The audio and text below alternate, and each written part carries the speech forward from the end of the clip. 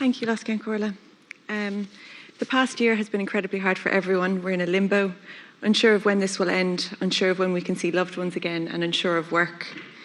This has been an abnormal year for most of us, but this is the normality for the thousands of people that we keep in direct provision.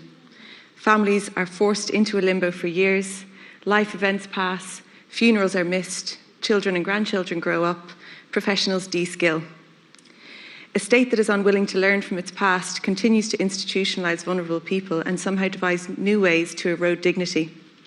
Meagre allowances and limited access to work, regimented diets and few cooking facilities, cramped accommodation and isolated centres. Minister, we all welcome your plans and support them to end the system, but in reality we're still looking at years of families trapped in direct provision.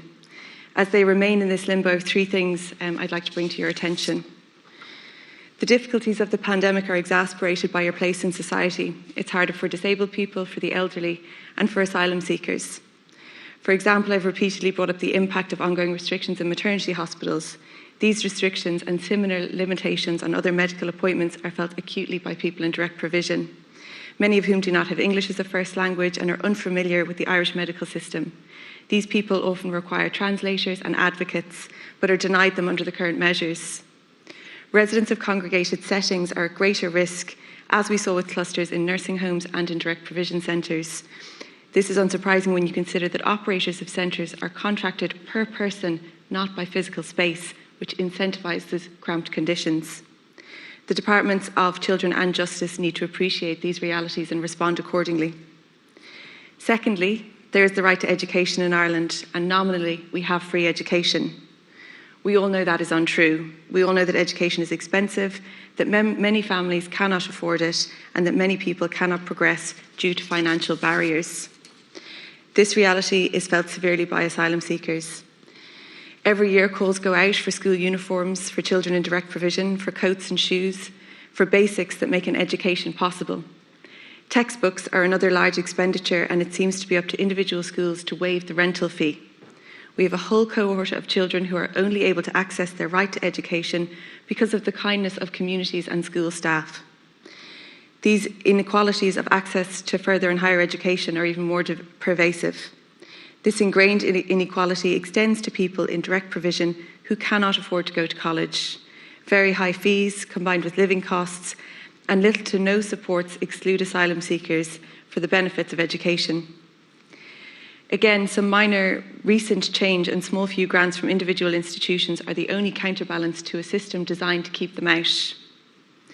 Finally, there are a number of needless barriers to asylum seekers living dignified lives, barriers that keep them in limbo. For example, the ban on obtaining a driver's licence is a clear example and is complete nonsense. This ban prevents asylum seekers from taking up employment opportunities in rural areas where many direct provision centres are located. A car is essential for work. In addition, because they are required to surrender their passport and cannot access driver's licences, asylum seekers have difficulties opening bank accounts. This financial exclusion enforces them into unregulated economies and low-paid, cash-in-hand jobs. These are the impacts of a draconian, callous system. We know the default status for the state is to provide the bare minimum, but in this case it is intentionally discriminating against non-EU persons.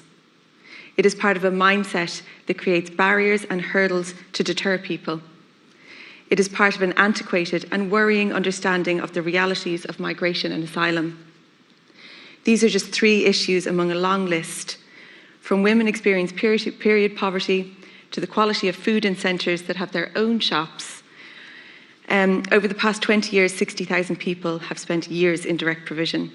Over 1 billion has been given to private companies to run this system. Minister, you're working to end the system.